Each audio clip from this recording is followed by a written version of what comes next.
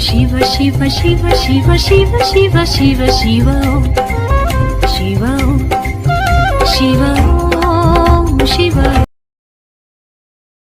நாமக்கல் மாவட்டத்தினுடைய ஜோதிட நல்வாழ்வு சங்கத்தினுடைய மாதாந்திர கருத்தரங்கு கூட்டம் சிறப்புடன் நடைபெற்றுக் கொண்டிருக்கிறது. இந்த கருத்தரங்கு கூட்டத்தை சீரும் சிறப்புடன் நடத்திக் கொண்டிருக்கின்ற சங்கத்தினுடைய செயலாளர் மற்றும் நிர்வாக பொறுப்பாளர்கள் அனைவருக்கும் என்னுடைய நெஞ்சார்ந்த வணக்கத்தையும் நன்றியும் முதல்வர் தெரிவித்துக் கொள்கிறேன். மேலும் இந்த கருத்தரங்க கூட்டத்திலே சிறப்பாக கலந்து கொண்டு கூட்டத்தினை சிறப்புடன் கலந்து கொண்டு சிறப்பித்துக் கொண்டிருக்கின்ற ஜோதிட அறிஞர்களுக்கும் குருமார்களுக்கும் எனது முதற்கண் வணக்கத்தையும் நன்றியும் தெரிவித்துக் கொண்டு இப்போ ஜோதிட பதிவுக்கு செல்லலாம்.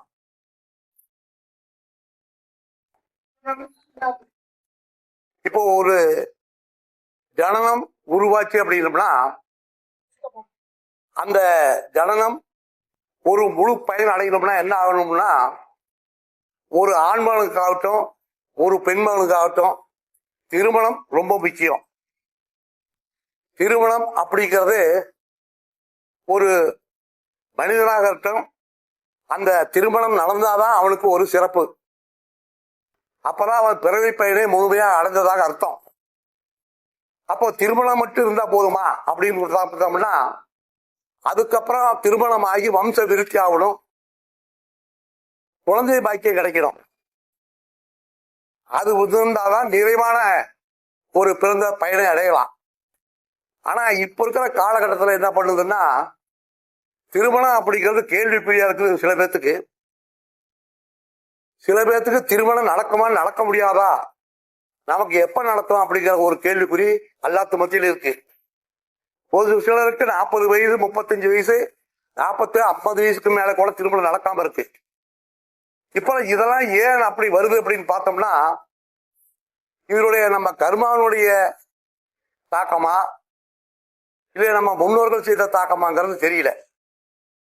சரி, இருந்தாலும் நமக்கு திருமணம் நடக்குமா நடக்காதா, அதுல என்ன ஜோதிட விதி இருக்கு அப்படின்னு பார்த்தோம்னா, பாரம்பரியத்தை பொறுத்த வரைக்கும் எண்ணற்ற ஜோதிட விதிகள் இருக்கு. அது நம்ம பல்வேறு ஜோதிட பார்க்கலாம். 7ஆம் அதிபதியை பார்க்கணும், 2ஆம் அதிபதியை பார்க்கணும், 9ஆம் அதிபதியை பார்க்கணும், 11ஆம் அதிபதியை பார்க்கணும், அந்த கிரகங்கள் வாங்கிய சாரங்களை பார்க்கணும். இப்படி எண்ணற்ற விதிகள் இருக்கு. ஆனா ஈஸியா ஒரே விதி டக்குன்னு கண்டுபிடிக்கிற மாதிரி ஜெயமணி சித்தர் அவருடைய ஒரு பழங்கால வேத ஜோதிடத்துடைய ஒரு முறையை இப்ப உங்களுக்கு சொல்லித்தரேன். அந்த முறை எளிமையான முறை. ஒருவருக்கு திருமணம் நடக்குமா நடக்காதா, இல்ல திருமணம் தடையா இருக்குமா தாமதமா நடக்குமா அப்படிங்கிறது எளிமையான விதி. இந்த ஜெயமினியில நம்ம பராசரம் பார்க்கற மாதிரி அந்த ஜெயமணி சாஸ்திரம் கிடையாது. இப்போ ஒவ்வொரு கிரகத்துக்கும் ஒரு சிறப்பு பார்வை இருக்கு. செவ்வாய்க்கு 4 7 8, குருவுக்கு 5 7 9, சனிக்கு 3 7 10, இப்படிங்கிற மாதிரி ஜெனரலா 7ஆம் பார்வை எல்லாத்துக்கும் பொது. ஆனா ஜெயமணி ஜோதிடத்துல கிரகத்தினுடைய பார்வைக்கு அங்க பலன் இல்லை. அவர் என்ன சொல்றாரு அப்படின்னா, சரம் சிரம் உபயத்தை வச்சுதான் ஒரு பார்வை எடுக்கிறாங்க. சரத்துல ஒரு கிரகம் நின்னா அது அடுத்ததனுடைய ஸ்திர ராசியை தான் பார்க்குது அப்படிங்கிறது ஒரு விதி. ஸ்திர ராசியில ஒரு கிரகம் நின்றுது அப்படின்னம்னா பக்கத்துல இருக்கிற சரராசியும் அதுக்கடுத்த உள்ள சரராசியை தான் பார்க்கும். அதே மாதிரி உபயத்துல ஒரு கிரகம் நின்றுச்சு அப்படின்னம்னா அந்த உபயராசியில மட்டும்தான் பார்க்கும். அப்படிங்கிறது தான் அந்த ஜெயமணி ஜோதிடத்தினுடைய விரியாக்கம். அந்த பார்வைக்கு இந்த நம்ம பாரம்பரிய பார்வைக்கு கொண்டு சேர்த்தக்கூடாது. இந்த ஜெயமணி ஜோதிடத்துல என்ன சொல்லுது அப்படின்னம்னா, ஒரு திருமணம் நடக்குமா நடக்காதான்னு பார்க்கணும்னா, இப்ப நம்ம எல்லாம் ஆண்டரியா பிறந்த லக்கணத்தை வச்சு பார்ப்போம். ஆனா இதுல பொறுத்த வரைக்கும் உபபதா லக்கணத்தை எடுக்கணும். உபபதா லக்கணத்தை எடுத்து பார்த்தாதான் ஒரு திருமணம் கரெக்டா நடக்குமா நடக்காதா இல்ல தாமதப்படுமான்னு பார்க்கலாம். அது என்ன சார் உபபதா லக்கணம் அப்படின்னா, ஜனனகால லக்னத்துக்கு 12ஆம் இடத்து அதிபதி எங்க இருக்காரோ அது லக்னத்துக்கு எத்தனாம் இடமா வருதோ அத்தனாம் இடத்துல இருந்து அதை நின்ற கிரகத்திலிருந்து அந்த இடத்தை எத்தனை எண்ணி எண்ணணுமோ அதுதான் உபபதா லக்னம்னு பேரு. இப்போ ரிஷப லக்னம்னு வச்சுருங்க. ஒரு குறிப்பு உதாரணம் சொல்றேன். உபபதா லக்னம் கண்டுபிடிக்கணும்னா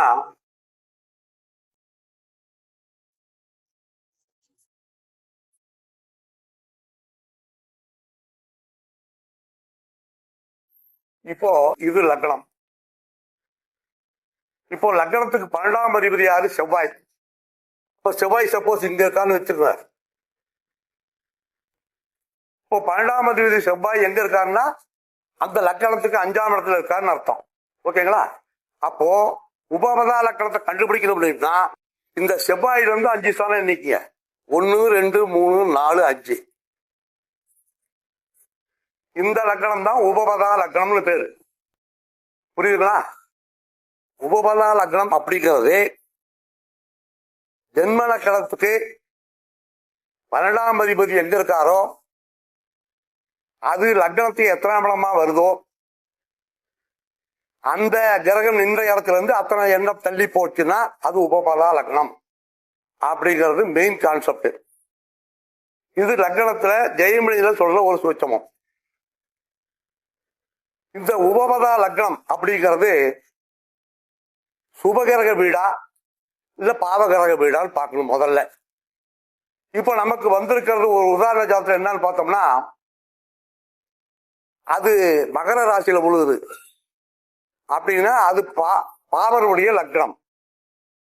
இந்த உபபதா லக்னம் அப்படிங்கிறது எடுத்த உடனே சுபகிரக வீட்டில் இருந்துட்டு அப்படின்னா அவருக்கு எந்த வயதிலும் திருமணம் நடந்தே முடிஞ்சிடும். அதுல லேட் ஆகிறதுக்கு வாய்ப்பே கிடையாது. திருமணம் என்னைக்கா இருந்தாலும் நடக்கும் அப்படிங்கிறது ஒரு கான்செப்ட். 1ஆம் நம்பர் ரூல். உபபதா லக்னம் அப்படிங்கிறது பாவபரக லக்னமா இருக்குது அப்படின்னா திருமணம் தள்ளி போகும் அப்படிங்கிற கான்செப்ட். இது 2வது ரூல். 3வது ரூல் அப்படின்னு பார்க்கணும்னா இந்த உபபதா லக்னத்துல சுபகிரகங்களான குருவோ சுக்கிரனோ புதனோ அல்லது வளைபட சந்திரனோ இருந்தா திருமணம் சீக்கிரம் நடக்கும். அதுல திருமணம் இல்லைங்கிற சூட்சமத்துக்கு போகவே கூடாது. இங்க ஆட்சியோ உச்சமோ இல்ல திரிகோணமோ கேந்திரமோ எல்லாம் அது எடுக்கல. அவரு எந்த ராசியில எந்த கிரகம் இருக்குது, சுபகிரகமா இந்த கிரகமா, ஆட்சியா உச்சமா, இதை மட்டும் தான் பார்ப்பாரே தவிர இந்த நட்சத்திர சாரத்துக்கும் இந்த கேந்திர திரிகோணத்தில் இருக்கிறதுக்கும் இந்த பேச்சுக்கு இடம் இல்லை. உபபதா லக்னம் சுப லக்னமா இருந்தா திருமணம் நடக்கும். உபபதா லக்னம் பாவகிரக லக்னமா இருந்தா லேட்டா நடக்கும். உபபதா லக்னத்துல சுபகிரகங்கள் இருந்தா சீக்கிரம் நடக்கும்.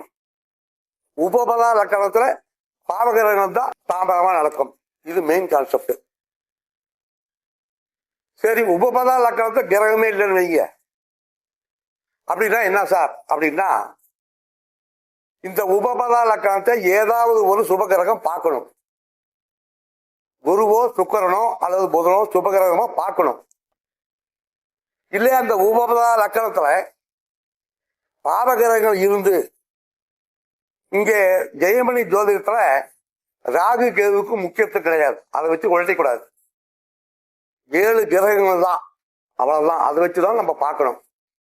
அப்படி பார்க்கும்போது பாவகிரகம் இருந்ததுன்னா ஏதாவது ஒரு சுபகிரக பார்வை இருக்கிறான்னு பார்க்கணும். அப்படி இருந்துச்சாலும் அந்த திருமணம் நடக்கும் அப்படின்னு வச்சுக்கலாம். இப்போ நமக்கு வந்திருக்க ஜோதிடத்துல பார்த்தோம்னா இப்போ மகர லக்னம் வந்திருக்குது. இப்போ இந்த மகர லக்னத்துக்கு சுபர் பார்வை இருக்குதான்னு பார்க்கணும். அப்போ சுபகிரகம் என்ன அப்படின்னு பார்த்தோம்னா அதுதான் நம்ம குரு சுக்கரன் சொல்லிட்டோம். குரு பார்த்தா கோழி நன்மைன்னு சொல்லி குருவை பாகிஸ்தானுக்கு அதிபதி அப்படிங்கிறதுனால குருவை நம்ம முன்னாடி எடுத்து பார்க்கணும். இப்போ குரு சப்போஸ் இங்க இருக்கான்னு வச்சிருக்கேன்.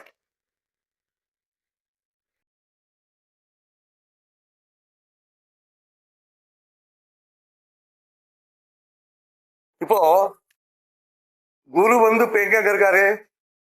சிர ராசியில் இருக்காரு, உபய ராசியில் இருக்கிறார், சரராசியில் இருக்காரா? ஓகேங்களா? இப்ப குருவின் பார்வை மகர ராசிக்கு உழுதால் பார்க்கணும். இப்ப பாரம்பரியத்துல பார்த்தோம் அப்படின்னா குருவுக்கு உச்சமற்ற குரு ராசியை பார்க்கிறாரு, அதனால இவருக்கு கல்யாணம் நடக்கும், திருமணம் நடக்கும் அப்படிங்கிற முடிவுக்கு நம்ம வந்துடக்கூடாது. என்னைக்கு நீங்க உபமதா லக்கணத்தை போட்டீங்க அப்படின்னா ஜெயமணியில என்ன சொல்லுதோ அதைத்தான் பார்க்கணும். அப்போ குரு எந்த ஸ்தானத்தை நம்ம பார்க்கறாரு அப்படின்னு பார்த்தோம்னா, இப்ப சரராசியில இருக்கிற குரு எங்க பார்ப்பாரு அப்படின்னா அடுத்த ராசியான சிரராசியை பார்க்க மாட்டார். அதுக்கு அடுத்த வர்ற சிரராசியான விருச்சகத்தை பார்ப்பாரு, அதுக்கப்புறம் வர்ற சிரராசியான கும்பத்தை பார்ப்பாரு. இது முதல் ரூல். பார்வைக்கு முதல் ரூல் எடுத்துக்கங்க. சரராசியில் இருக்கிற குரு பகவான் பக்கத்தில் இருக்கிற சிரராசியை பார்க்க மாட்டாரு, அதுக்கு அடுத்த உள்ள சிரராசியை தான் பார்ப்பார். அப்படி பார்க்கும்போது சரராசியில் இருக்கிற குருவுக்கு வந்து மகர லக்கணத்துக்குள்ள பார்வை கிடைக்கல அப்படின்னா திருமணம் தள்ளி போகும் அப்படிங்கிற ஒரு கான்செப்ட். சரி, அப்படி இருக்கும்போது சப்போஸ் குரு வந்து ஸ்திரத்துல இருக்கான்னு வச்சுக்கோங்க.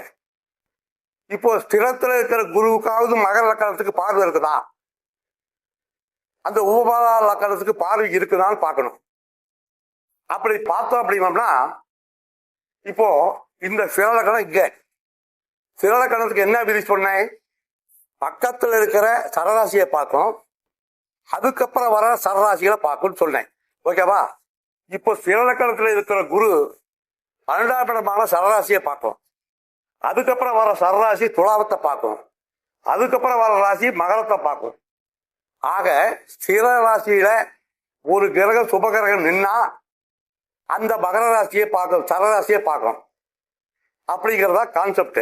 அப்போ சிரராசியில ஒரு குரு பகவான் இருந்தாருன்னா அது லக்னம் சரராசியா இருந்தா கண்டிப்பா குருவின் பார்வை மகரத்துக்கு உண்டுன்னு அர்த்தம்.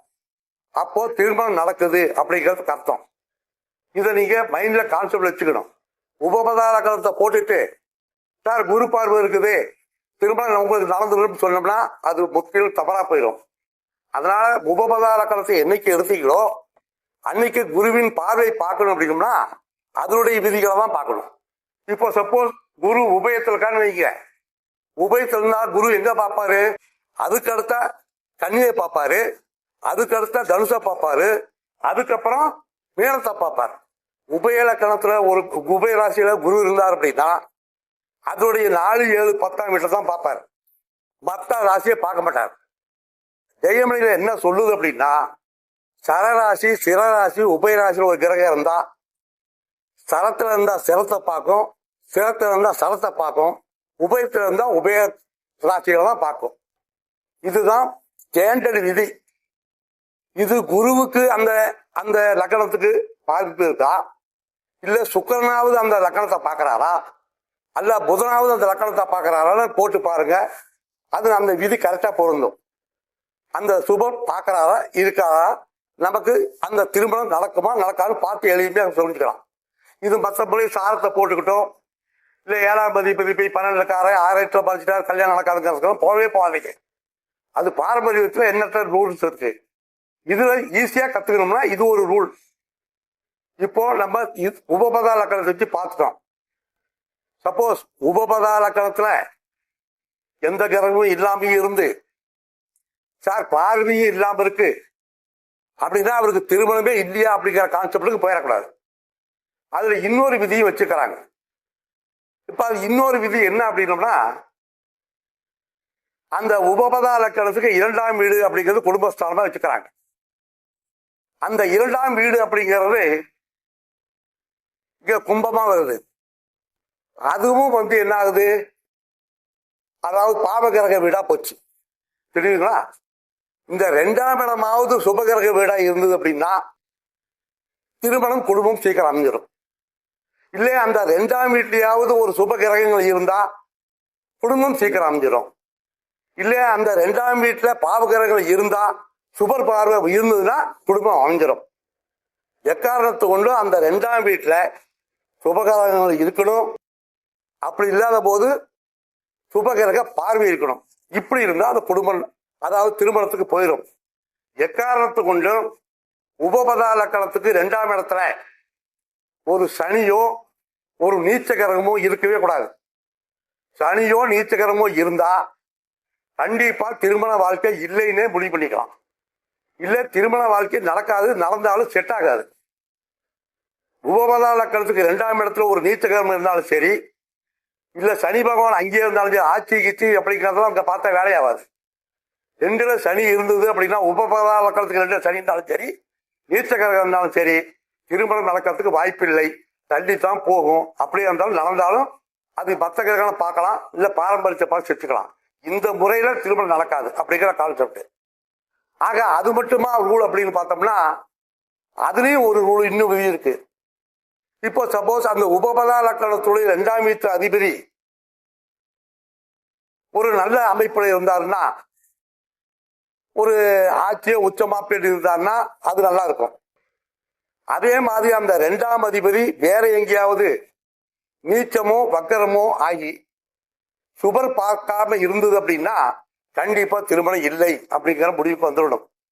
ஒண்ணு அந்த 2ஆம் வீட்டு அதிபதியாவது நல்லாக்கணும், இல்லாத 2வது வீட்டு அந்த கிரகத்திலேயாவது சுபகிரகம் இருக்கணும், அந்த லக்னத்திலேயாவது சுபகிரகம் இருக்கணும்.